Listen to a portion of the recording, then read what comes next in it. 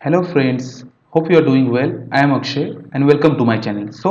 आज के इस वीडियो में हम बात करने वाले हैं सेट डेटा आइटम एक्शन के बारे में। बेसिक सा हमारा एक सिनेरियो क्या है, एक हमारे पास एक्सेल है। इसके ऊपर से हमें थ्योरी और प्रैक्टिकल के मार्क्स जो है उसको दोनों का एडिशन करके टोटल मार्क्स में हमें लेना है और ये हमें डेटा वर्क क्यू पे सेट करना है। This is the scenario for us. First let's start with the theory.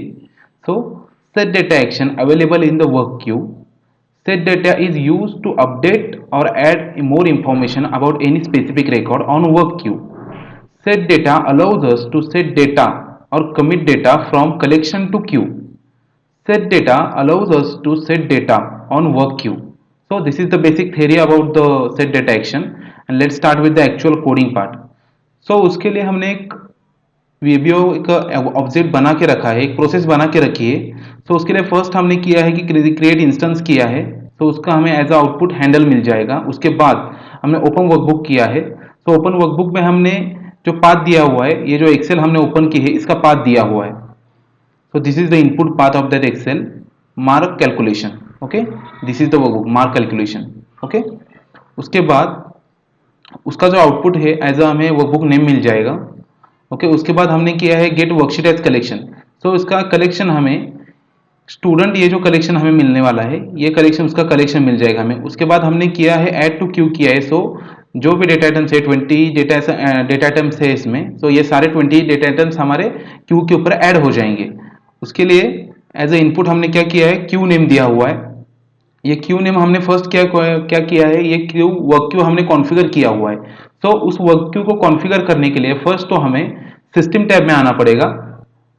Let's go to the system tab. Inside this workflow में जो हमने वर्क क्यू है उसके ऊपर अगर क्लिक करते हैं, मैंने एक इधर वर्क क्यू कॉन्फ़िगर करके रखा है। ऐसे ही हमें मार्क कैलकुलेशन ये जो किया हुआ है, ऐसे ही हमें वर्क क्यू कॉन्फ़िगर करना पड़ेगा। उसका नाम देना पड़ेगा हमें। उसके बाद की नेम। की नेम ने हमें ऐसा नाम देना रहता है कि जो हमें एज अ आइटम आईडी चाहिए, आइटम की चाहिए। ये हमारा जो की नेम है ये हमारा कंट्रोल रूम में ये डिस्प्ले हो जाएगा उस वक्त। ये जो कंट्रोल रूम है, जब इसके अंदर हम काम करेंगे इसके ऊपर, तो इधर ये डिस्प्ले हो जाएगा। इसीलिए हमें ये देखिए, अभी मैंने एक इससे पहले एक प्रोसेस करके रखी हुई है। उसके लिए ये दिख रहा है आइटम की, जो ये दिख रहा है ये जो है किसके वजह से इधर दिख रहा है, ये जो हमने इधर सिस्टम टैब में जो कॉन्फ़िगर किया है, जब वर्क क्यू कॉन्फ़िगर किया है, उसमें हमने की नेम देते वक्त वो दिया हुआ है, इसकी वजह से वो दिख रहा है। एक बार वर्क क्यू कॉन्फ़िगर करने के बाद हम एज एक स्टैटिक डेटा आइटम लेंगे। इधर उस स्टैटिक डेटा आइटम है उसका नाम हम पास करेंगे।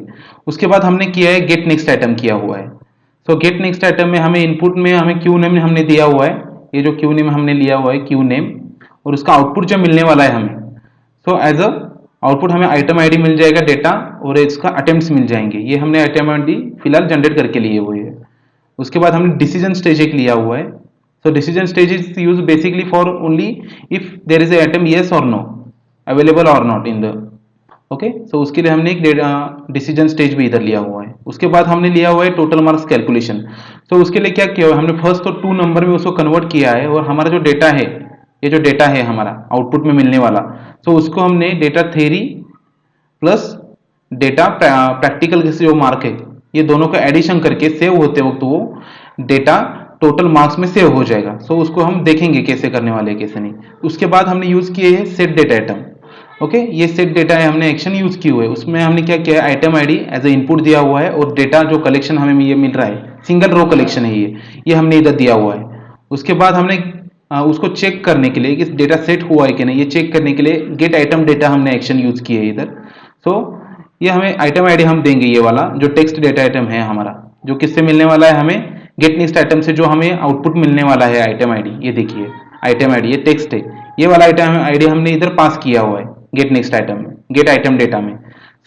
हमें उस आइटम आईडी के लिए जो भी डेटा है उसका हमें वो मिल जाएगा एज अ कलेक्शन। हमने ये डेटा कलेक्शन उसको लिया है मार्क अपडेटेड, ये जो कलेक्शन लिया है उसका कलेक्शन है वो जो इधर दिख रहा है आपको। उसके बाद हम मार्क एज कंप्लीटेड करेंगे। This is the basic flow of our code. just start with the debugging manually. Next create instance हो गया, ओपन वर्कबुक करेंगे। वो बुक नेम हमें ऐसे मिल गया उसका। उसके बाद नेक्स्ट टोटल 20 रिकॉर्ड्स हमें मिल गए लाइकवाइज। सो इधर हमने क्या किया हुआ है, थ्योरी और प्रैक्टिकल्स के मार्क ही सिर्फ हमने इधर दिए हुए हैं। देखिए एक्सेल में सिर्फ थ्योरी और प्रैक्टिकल के मार्क्स दिए हुए हैं। तो उसको हमें टोटल मार्क्स हमें कैलकुलेट करने हैं, वो ये मार्क्स हमें वर्क क्यू पे सेट करने हैं फिर से। So set next, okay. Add to queue हो गए, जस्ट चेक करते हैं हम एक बार क्यूज में ऐड हो गए कि नहीं, एक बार चेक करेंगे। Okay, refresh. तो इधर ऐड दिख रही है, ये जो 20 रिकॉर्ड्स है सारे ऐड हो गए इधर। Okay, yes. तो उसके बाद गेट नेक्स्ट आइटम किया, सो आइटम भी उसका हो गया लॉक। गेट नेक्स्ट आइटम करने के बाद आइटम लॉक हो गया। First item lock, student 1 lock हो गया। ओके, आइटम आईडी अवेलेबल है, टोटल मार्क्स कैलकुलेशन हो जाएंगे, सेट डेटा हो जाएगा। उसके बाद सेट डेटा हो गया, और वो डेटा सेट हुआ है कि नहीं ये चेक करने के लिए हम गेट आइटम डेटा करेंगे। सो अपडेटेड जो है ये, उसके ऊपर हम चेक करेंगे कि अपडेट हुआ है कि नहीं। सो इधर ये अपडेट हो चुका है। तो फर्स्ट रिकॉर्ड का डेटा अपडेट हो चुका है। ये क्यू किसके ऊपर अपडेट हुआ है, ये क्यू के ऊपर अपडेट हो गया है डेटा, राइट, क्योंकि आइटम डेटा हमने लिया है, get item data as action. So likewise हर एक रिकॉर्ड का हम चेक कर सकते हैं।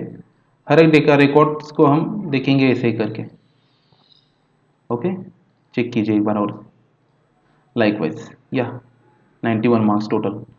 सो this is all about the set data action. So with the help of set data we can update any record on queue. So this is the use of set data action. So I hope this video is helpful to you. If so, so please share this video with your friends, and please don't forget to like and subscribe my channel for upcoming videos. Thank you.